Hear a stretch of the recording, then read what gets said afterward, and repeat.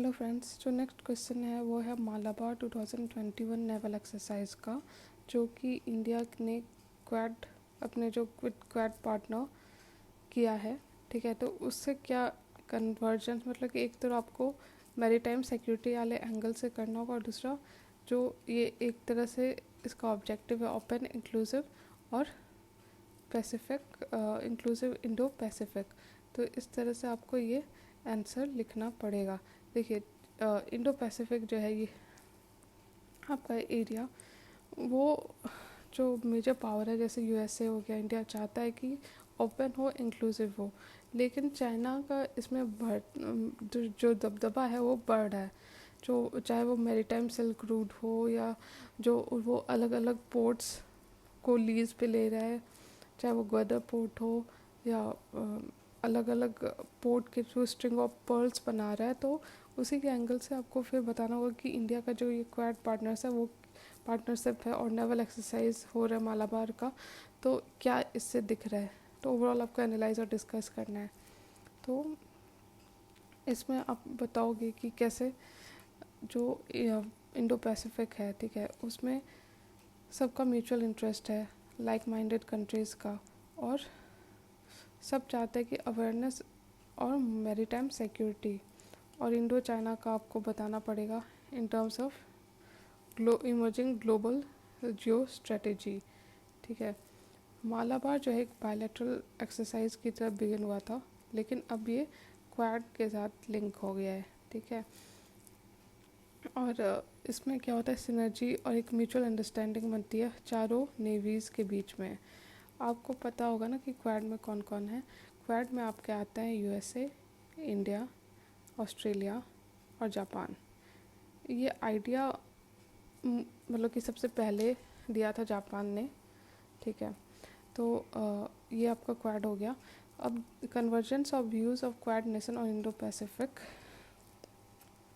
जो prime context है behind 2.0 quad 2.0 is Beijing's maritime silk road. जैसे मैंने कहा कि मैरीटाइम सिल्क रोड बना रहा है चाइना, लैंड सिल्क रोड तो है ही, मैरीटाइम सिल्क रोड आपका पानी से होते हुए होगा। ठीक है, और ये जो चाइना का बेल्ट एंड रोड इनिशिएटिव है उसका पार्ट है। जो बेल्ट एंड रोड इनिशिएटिव है, एक तो उसका रोड वाला आपका लैंड वाला कंपोनेंट है, दूसरा ओशन वाला कंपोनेंट है, जो कि आपका मैरीटाइम सिल्क रूट। ठीक है, तो पहला पॉइंट। दूसरा कि काउंटर करना बीआरआई को। ठीक है, क्वाड इसमें इम्पॉर्टेंट रोल प्ले कर रहा है, और एक तरह से ये चॉइस भी दे रहा है नेशंस को, बाकी नेशंस को, कि in terms of supply chain. इसका एम है फ्री एंड ओपन नेविगेशन। इसलिए क्वाड के मेंबर साउथ चाइना सी में भी चाहते हैं कि एक ओपन हो वो, और जो जिस तरह से चाइना वहाँ पे दबदबा कर रहा है, चाहे वो स्पार्टले आइलैंड हो या पार्सल आइलैंड हो, तो ये सब में चाइना के का फ्रिक्वेंट कन्फ्लिक्ट होता है बाकी नेशन, जैसे वियतनाम हो गया या इंडोनेशिया हो गया। तो जो क्वाड है वो चाहता है कि हमारा साउथ चाइना सी फ्री और ओपन नेविगेशन वहाँ रहे। चौथा, मिलिट्री एक्सरसाइज।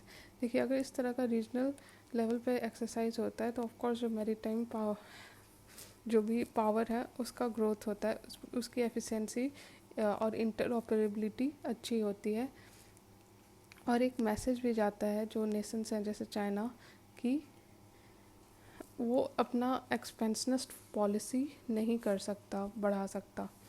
ठीक है, नेक्स्ट है कि साथ में जो रीजनल इश्यूज़ हैं या प्रॉब्लम है, जैसे कि आपका पायरेसी हो गया, मैरीटाइम पॉल्यूशन हो गया, डिज़ास्टर मैनेजमेंट हो गया, इस पे भी डिस्कशन होता है। ठीक है, उसके बाद आप देखिए तो छठा इशू होगा कि आसियान जो है ये आपका साउथ ईस्ट एशियन जो कंट्रीज़ हैं उन्होंने मिलके बनाया है, और इसमें आपके इन्वॉल्व हैं countries like Myanmar, Malaysia, Bruny, Philippines, Indonesia, Vietnam, Cambodia, Laos. तो ये सब कंट्रीज़ मिलके इन्होंने आसियान बनाया है। तो ये जब जो भी मैरीटाइम या क्वाड बनता है तो आसियान को भी रीएश्योरेंस मिलता है कि एक तो चाइना का दबदबा नहीं होगा, दूसरा एक इंडो पैसिफिक का भी वैल्यू मिलता है। जब यूएस जैसे पावर इंडो पैसिफिक को वैल्यू करता है, उसके फ्रीडम ऑफ नेविगेशन को हाईलाइट करता है, तो आसियान का भी इम्पोर्टेंस बढ़ता है। फिर सातवां की एक ईस्ट एशियन समिट हुआ था रिसेंटली, वहाँ पे हमारे जो external affair minister S Jaishankar, उन्होंने स्ट्रेस किया that any code of conduct in the South China Sea should be fully consistent with the UN convention, कि हम यूएन के जो नॉर्म्स हैं, जो वैल्यूज़ हैं, जो कन्वेंशन है, वो इम्पॉर्टेंट है। ठीक है, तो इस तरह से हमने ये देख लिया। अब नेक्स्ट है कि क्वाड को फिर से फॉर्मल रिवाइवल एंड री इन्वॉगरेशन की क्यों ज़रूरत है, मतलब कि उसको और ज़्यादा अच्छा बनाने की क्यों ज़रूरत है। तो देखो, एक तो पहला, चाइना खुद एक बड़ा फैक्टर है। चाइना जिस तरह से इंट्रांसिजेंस कर रहा है, वो पोर्ट्स लीज पे ले रहे हैं, वो स्ट्रिंग ऑफ पर्ल्स कर रहा है, तो उस केस में ज़रूरी है कि, और जिस तरह से साइनो इंडिया टेंशन हो, चाहे वो लद्दाख में हो या नेपाल के साथ चाइना का बढ़ता रिलेशनशिप हो, तो जिस तरह से चाइना का ग्रोथ हो रहा है, वो जिस तरह से उसकी एक्सपेंशनिस्ट पॉलिसी दिख रही है, तो इसलिए। दूसरा कि कॉम्प्रिहेंसिव नेशनल पावर, ठीक है, मतलब कि ये इंडिया के नेशनल पावर के लिए भी जरूरी है, इंक्लूडिंग द मैरीटाइम। तीसरा कि बैलेंस ऑफ फोर्स, आपको पता होगा बैलेंस ऑफ पावर, क्योंकि जो एशिया के लेवल पे देखे तो चाइना सबसे बड़ा पावर बना है, लेकिन उसको बैलेंस करने के लिए भी कोई चाहिए, और अगर कोई चाइना को बैलेंस कर सकता है तो वो इंडिया है, और यूएस जैसा कंट्रीज़ भी ये बात समझता है। ठीक है, अगर हिमालय का बात करें तो हमारा टेंशन बढ़ रहा है, चाहे वो नेपाल के साथ हो, जिसको चाइना बहुत बार सपोर्ट कर रहा है, लिपू लेक का जो केस हुआ था, फिर लद्दाख का हो। ठीक है, फिर it is also time to seek an enlargement of this group, मतलब बाकी जो ऐसे लाइक माइंडेड कंट्रीज़ हैं उनको भी इन्वॉल्व किया जा सकता है। अदर नेशन, बहुत सारे ऐसे भी नेशन हैं जो कि खुद चाइना के साथ सफ़र कर रहे हैं, उनके साथ डिसएग्रीमेंट है और वो उन्हें प्रॉब्लम हो रही है, जैसे हो गया वियतनाम या जापान। तो इसलिए ज़रूरी है कि एक वो लोग भी, उन लोग को भी आप इन्वॉल्व कर सकते हो। News of Australia being reinvited to participate in Malabar deserves an conditional welcome.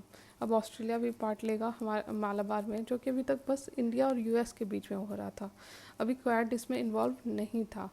ठीक है, तो कंक्लूजन में ये हुआ कि China's presence continues to grow in IOR, Indian Ocean region, और इसलिए न्यू दिल्ली को भी जरूरी है कि वो एक बैलेंस मेंटेन करके रखे, वो क्वाड में भी इन्वॉल्व हो, लेकिन चाइना के साथ भी एक्टिवली बायलैटरली और मल्टीलैटरली डिस्कशन करते रहे।